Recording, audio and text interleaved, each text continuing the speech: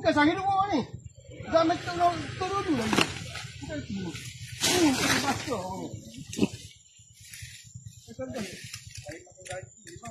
Yang buat aku asyik. Buat ni. Terlepas lah.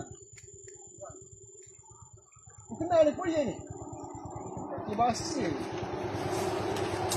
Esok saya tak nak tengok kat sini tahu. Kalau dia buat sebelah lain. Tak kumpul banyak dia buat. Lepas. Raja sangat kau. Minyak aku main-main. Tak ada pun ke bawah. Jangan jumpa bawah. Tengok hebat tengok ada bawah. Alah silabuk dia ni. Bahasa tak lagi bahasa ni. Oh ni gerak aku. Babi. Hai.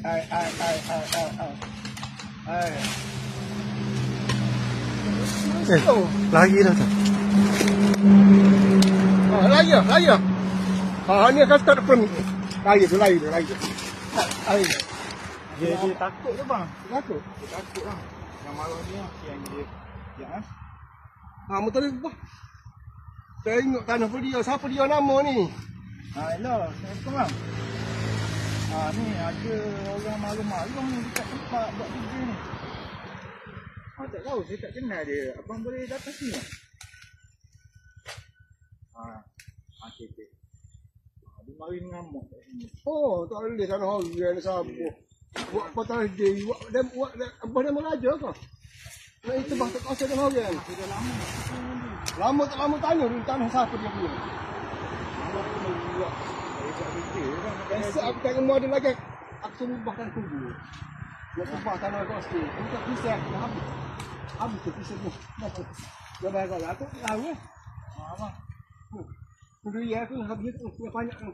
Kata puak mu belaka ni. Tak bang, saya penebak ni. Ya. Habis. Oh, tahu pokok-pokok aku tebak habis. Habis. Pokok ni. Salah hal itu. Tapi lah kalau pola buat gini. Esok kita jumpa dengan bos dia esok. Boleh. Kalau yang gitu boleh. Aku tak tahu macam ni. Kalau buat gini kau jom. Aku terus lah. Aku akan suruh. Biasa tanya tu. Aku akan suruh betul. Dah lah tu. Dia minta maaf dah tu. Balik. Itu pakai ni nak tinggal. Untuk dia tu. Aduh, siap lah tengok mu ni. Buat apa sini lah? Kita lagi. Dia tak terasa ni. Dia buat kosir je ni.